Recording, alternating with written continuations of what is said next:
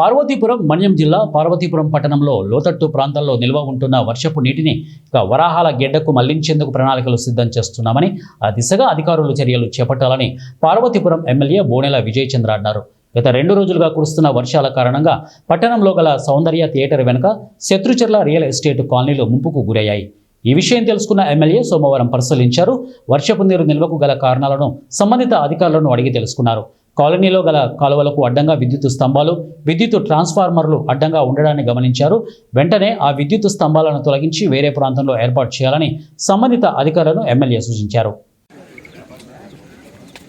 గత 2 రోజుల నుంచి రాష్ట్రం మొత్తం సైక్లోను హెచ్చరిక కూడా జారీ చేశారు. అతి భారీ వర్షాలు పడతాయని యంత్రాంగం కూడా డిక్లేర్ చేయడం జరిగింది. విశాఖపట్నం, విజయనగరం, శ్రీకాకుళం, మన మన్యం జిల్లాలో పెద్దగా వర్షాలు పడితే ఈరోజు స్కూల్ కూడా హాలిడే డిక్లేర్ చేయడం జరిగింది. అయితే ఎప్పుడు కూడా ఇది లోతట్టు ప్రాంతం అవ్వడం, ఎప్పుడు వర్షాలు పడినా దీనికి కొంచెం మన వరదల్ని చూస్తున్నాం. ముందుగా ఒకవేళ ఈరోజు రేపు భారీ వర్షాలు పడితే దానికి ఎలాగ ఎదుర్కోవాలని మున్సిపల్ సిబ్బంది, అలాగే ఎలక్ట్రికల్ సిబ్బంది, లోకల్ కౌన్సిలరు, తెలుగుదేశం నాయకులు అందరం కూడా ఈ లోకల్ రెసిడెంట్స్ ఎవరైతే ఉంటున్నారో వాళ్ళందరితో కూడా ఈరోజు ప్రయాణించడం జరిగింది, విజిట్ చేయడం కూడా జరిగింది. వాళ్ళు కొన్ని సలహాలు చెప్పారు, అలాగే డిపార్ట్మెంట్ వాళ్ళు కూడా అంగీకరించి దానిపై స్పందించడం కూడా జరిగింది.